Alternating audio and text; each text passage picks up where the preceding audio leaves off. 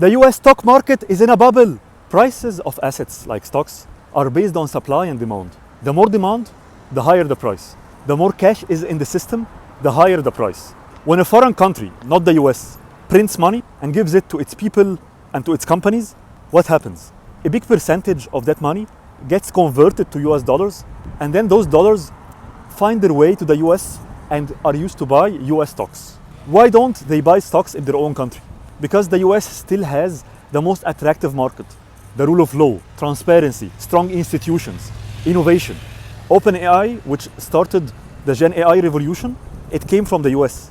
So if cash is increasing in the system, as long as any country in the world is printing money, whether it is the US or it's another country, a percentage of this money will always flow into the US stock market.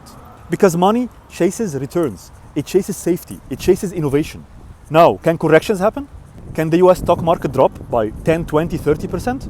Yes, of course, it's always possible. But there is always a floor. There is always a limit to how low the US market will go. Why? Because half of the US households own stocks directly or through the retirement plans. And around 70% of the US GDP comes from consumption.